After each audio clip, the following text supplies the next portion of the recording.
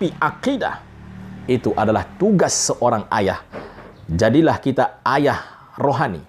Jadilah kita ayah akhlak. Jadilah kita ayah agama untuk anak-anak kita. Karena kalau kita sibuk dengan kegiatan kita, kalau kita bekerja dengan kegiatan kita, kalau kita bermasyarakat dengan masyarakat kita, kalau kita lupakan anak kita, kalau kita lupakan keluarga kita, jangan salahkan ketika nanti anak kita tidak beragama dengan agama kita, tidak berakidah dengan akidah kita, tidak berakhlak dengan akhlak kita.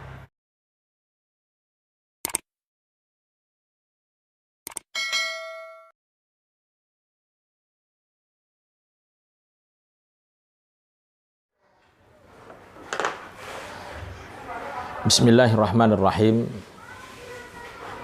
Sahabat sekalian dirahmati Allah Subhanahu wa taala dimanapun kita berada. Untuk pertemuan kali ini insyaallah yang akan kita bicarakan yang berkaitan tentang tema ayah adalah benteng akidah seorang anak. Kenapa di sini kita berbicara tentang ayah? Karena Nabi Ibrahim alaihissalam adalah seorang ayah yang sukses. Di dalam mendidik anaknya kita kenal. Memang di dalam sejarah ada anak Nabi Ibrahim yang lainnya, tapi ada dua anak Nabi Ibrahim yang sangat terkenal. Nabi Ya'qub alaihissalam juga memiliki anak. Dan kita tahu kisah Nabi Ya'qub ketika didatangi kematian. Nabi Ya'qub alaihissalam memanggil semua anaknya. Beliau bertanya kepada anaknya, "Iz qala li banihi ma ta'buduna min ba'di." Kata Nabi Ya'qub kepada anaknya, "Duhai anakku, setelah aku wafat nanti apa yang akan engkau sembah?" Ini adalah pertanyaan Nabi Ya'qub kepada anaknya. Kenapa pertanyaan ini muncul? Ini pertanda bahwasanya Nabi Ya'qub alaihissalam menanamkan akidah kepada anaknya. Sampai-sampai ketika Nabi Ya'qub hendak wafat, dia masih bertanya tentang apa yang disembah oleh anaknya. Anak-anak Nabi Ya'qub menjawab, "Qalu na'budu ilahaka wa ilaha abaika." Di ayat ini, anak Nabi Ya'qub menjawab, "Na'budu ilahaka." Kenapa anak Nabi Ya'qub mesti menjawab, "Kami menyembah Tuhanmu, duhai ayahku"? Tidak dia jawab langsung, "Na'budullah." Kenapa dinisbahkan kepada ayahnya?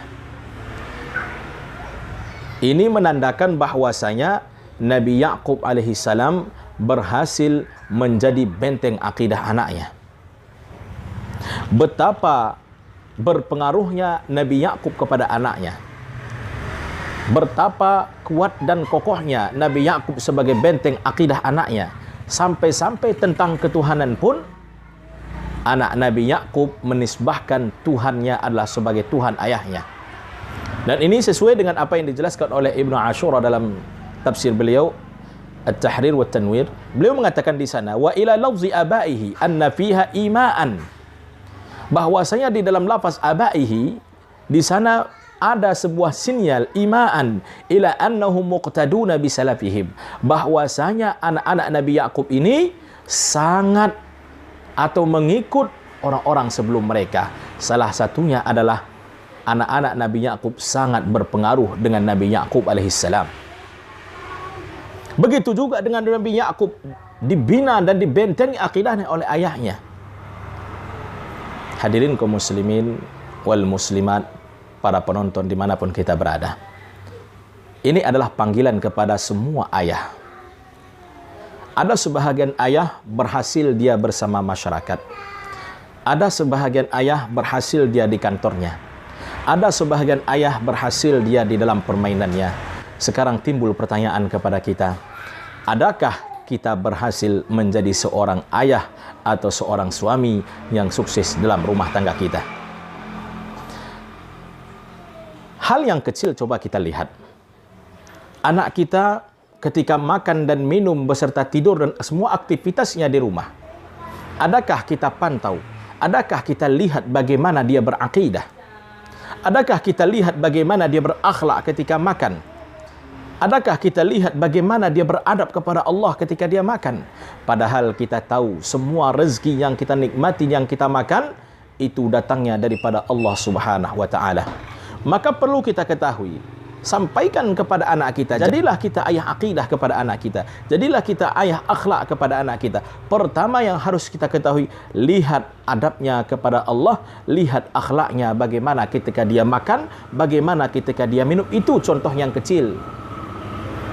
Ketika anak kita makan dengan tangan kiri, adakah kita larang dia, "Duhai anakku, jangan engkau makan dengan tangan kiri"? Sebahagian ayah mungkin sepele, mungkin ayahnya pun enggak tahu kalau itu adalah dilarang oleh Rasulullah sallallahu alaihi wasallam. Rasulullah sallallahu alaihi wasallam itu melarang kita untuk makan dengan tangan kiri. Bahkan ada seorang anak kecil hidup bersama Rasulullah karena ibunya dinikahi oleh Rasulullah, dia makan di sebuah hidangan. Hendak makan, dia mengambil dengan tangan kiri dan tanpa bismillah. Diingatkan oleh Rasulullah, "Ya ghulam, sammillah." Wahai anakku, makanlah dengan baca bismillah. Wa kul biyaminik wa kul mimma yalik. Makanlah dengan tangan kananmu dan makan apa ada yang di sekitarmu. Rasulullah ingatkan.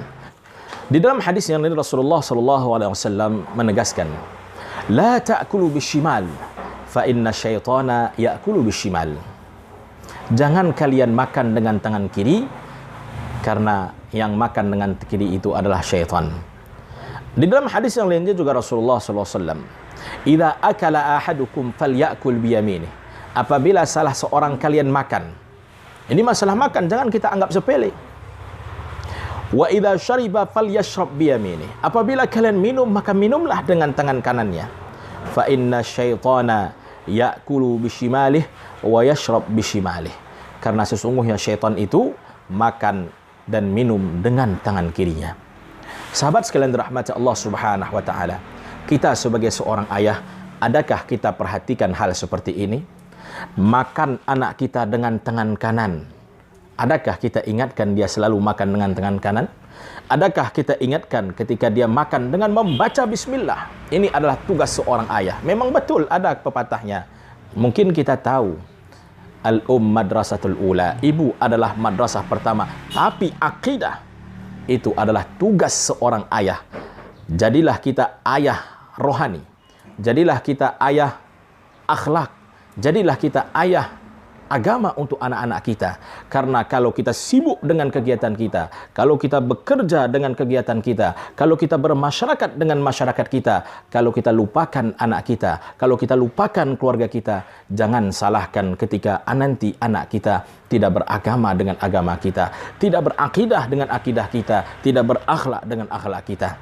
Duhai para ayah yang dirahmati Allah Subhanahu wa Ta'ala, jadilah kita sebagai ayah benteng akidah anak kita. Jaga akhlak anak kita, jaga akidah anak kita, agar anak kita nanti ketika kita wafat, dia menjadi aset bagi kita.